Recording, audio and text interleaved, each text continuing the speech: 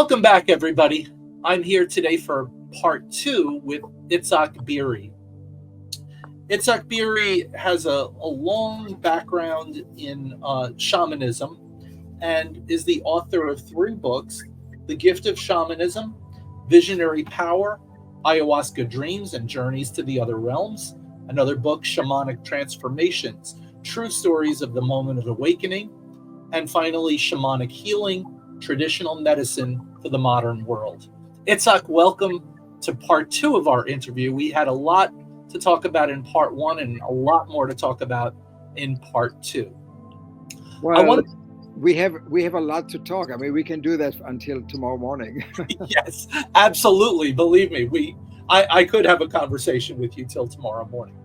I want to start with the term shaman, because my initial field work was among the Southern Plains tribes of Native Americans, and eventually my travels took me all over Indian country here in North America, where the term shaman is very problematic, which you probably know, and it's a term that I had to avoid at all costs.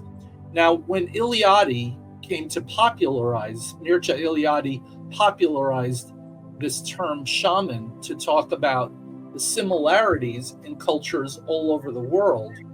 He was trying to get to a universal aspect of human possibility, human consciousness, and healing practices. And he was a lumper, I guess you could say, as opposed to a splitter. So, a splitter might say, well, let's look at an individual culture and not talk about what they all have in common. So it's been my experience that in the Latin American world that there is not a problem with using the term shaman.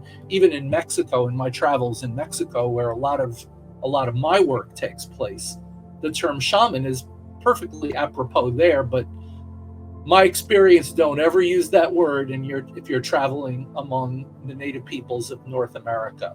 So I just wanted to throw that out and get your take on that before we launch off into other things. So, Michael Ohana said that it's the person who knows, the wise person, right? And different shamans say different things. So when I went to, I was in a very intimate gathering of a Tungus shaman who came to speak in the UN, and he held a couple of healing evenings in New Jersey with a friend of mine. So in the intermission, I asked him through the professor who was the translator from Tungus to English, what is the real meaning of the word shaman? And so he, through the professor, the translator, said that this is the keeper of the fire. And I thought that the professor was not very nice, so I thought he was just like pulling my leg. And then I went with that, and I was thinking that it is absolutely fit to call that work the keeper of the fire. And the reason why I personally think that it is very dangerous to call a wise man or a dreamer or all of the other stuff, and not to call it the keeper of the fire, is because the role of the keeper of the fire is to keep the community together. The fire of the community, the cultures, the song, the stories, the identity, and the well-being of the community. So it's a bigger, like when you go to a sweat lodge, the most important person is the fire keeper, not the shaman that sits inside. It's the person who knows how to speak to the fire, how to feed the fire, and how to serve the fire. And it's a huge responsibility. And so, from my point of view, you cannot be a shaman if you don't have a community that you take care of.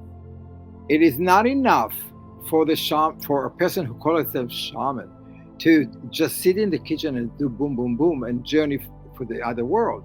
Everybody can do that. Everybody can give you a chamomile tea and call himself a healer.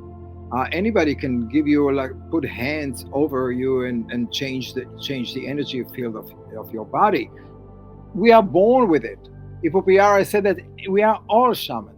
But what really makes it different in the word, for me, what a shaman is a person that takes responsibility for other people. The person who is in service for the community, for his family, for the world, for the earth. It's not just what you do with that, like the journey work or that. That it's nice. It's fine. But to call yourself a shaman and to be a taita, to be an elder, that is a whole different game. It's a whole different responsibility. And I think that we really have to be very, very careful how we use it. Like, everybody is using the word shaman as an exotic, word. But anyway, like, interesting. I don't know if you know, but sometimes around 1850 or 60, 80, something like that. I think 1870. I think there was a big conference in Moscow that they invited people, strange people, to the conference, to the palace, to talk about. There was like the first anthropological meeting of scientists to investigate those people who are doing crazy stuff. And they invited the people from Tungus, and the word actually was saman, not shaman, except that the Russian doesn't know how to pronounce S, so they called it shaman. And that's how it became shaman. And then the papers from that conference started to percolate all around the world. And that is where the source of the word shaman came from. Nobody actually can, in his right mind, identify what is exactly, because it's the role of a shaman, or the practice of the shaman, is different with every community that he is serving. And sometimes in between the two villages, they have different shamanism work. So it's and then sometimes between men and women, they have a different name. So this is I call it the Coca-Cola of shamanism, because it basically it's one word that unified all the soft drinks, but it's not necessarily that all the soft drinks are the same. And shamanism, it is so powerful, that penetration of that language, that people in the jungle identify themselves as, instead of Washin or Yahe drinker, they call themselves shaman, because that's why people know what it means. Wonderful. That's a great explanation of shamanism and the origins of the term.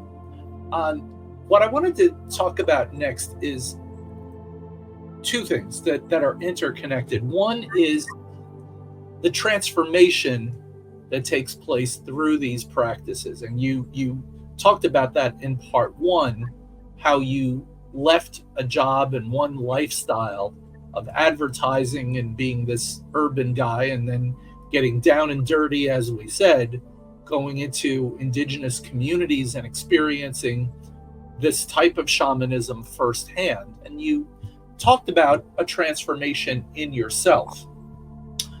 What I wanted to focus in on is how we find ourselves in this postmodern world.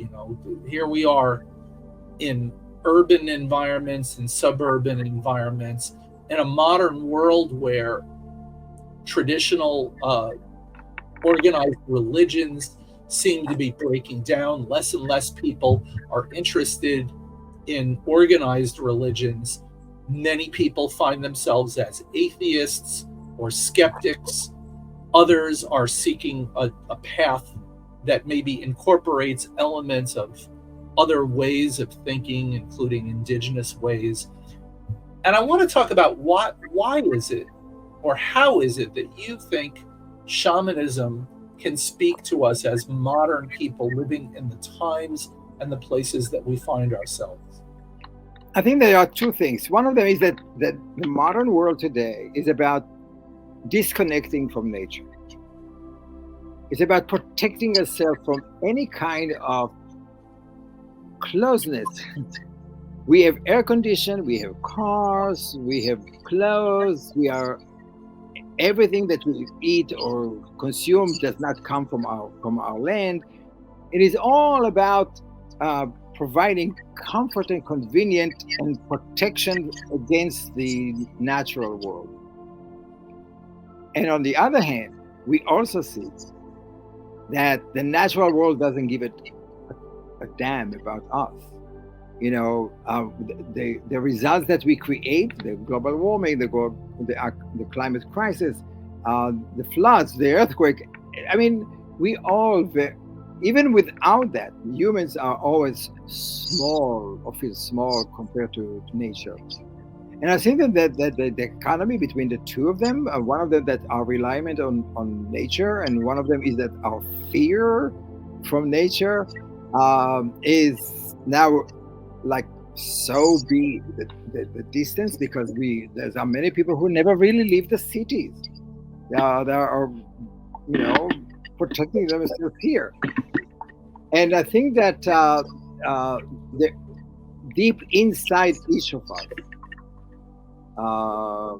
we know, we really feel the nature, we feel the connection. We can't avoid it. And as you said, we have a distrust with religion, organized religion. We have distrust with government, with the health insurance companies, the corporations. So we long for something that is real, and I think that that longing to connect with nature, with what we call nature, with the cosmos, is a natural thing for all of us. We are animal after all, and we absolutely need to walk barefoot to be healthy. We have to go to the ocean to clear ourselves, to waterfalls, we have to be in the sun to acclimate, to energize ourselves. There's a lot of that. It's a biological, spiritual, mental, but it's all of that. And I think that from my point of view, I think the biggest health crisis that we have is loneliness, and disconnect between people that have no community. That loneliness is the number one reason why people get themselves addicted to all kind of different things. They need comfort, they need community.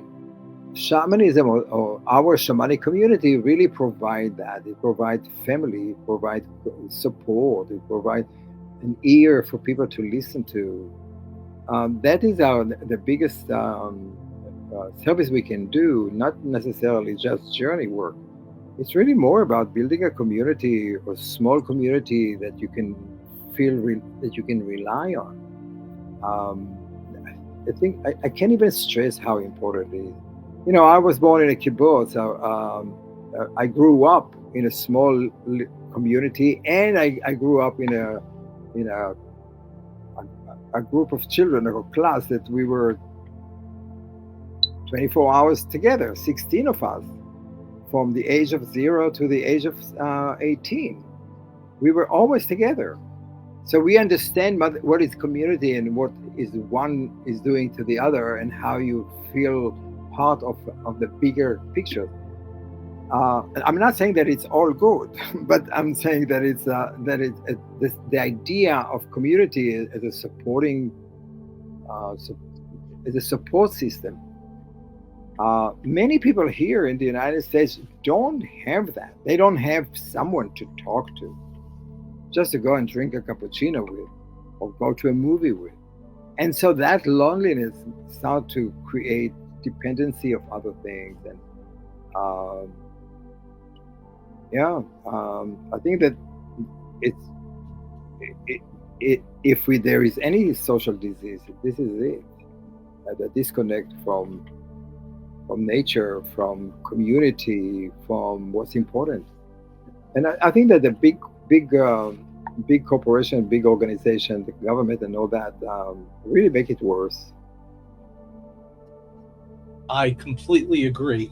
And let me also say that this is a perfect time for us to end our second segment, because in our final segment, we're going to look at where the rubber meets the road. We're going to talk about specific practices, what people can do in order to get that connection that we're talking about here, because I am completely on the same page with you.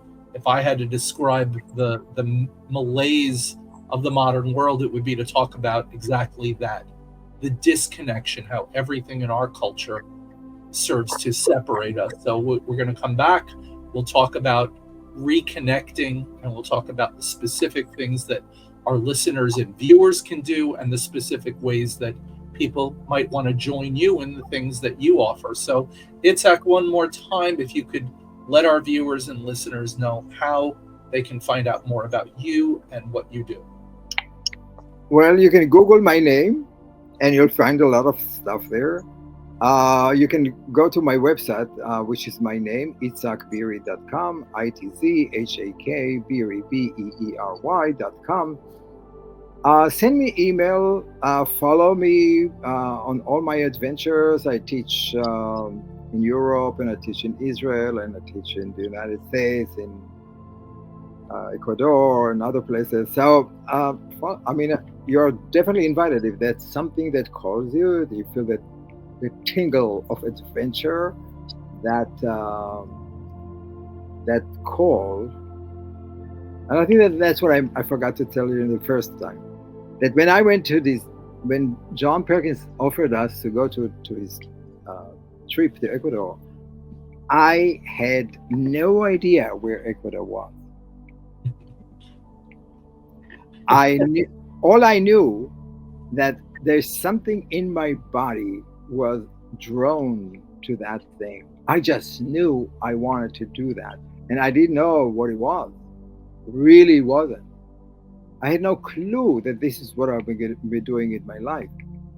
So I always tell people, if you have if something is calling you, don't skip it. Go for it, because you just never know where you're going to end up. I like this. And if you're an example of that, we can ask the question, where in the world is Itzhak Beery at any moment of the day? So thank you, everyone, for listening. Thank you, Itzhak, for part 2. I'm looking forward to part 3, where we have a lot more to delve into. So thank you, everybody.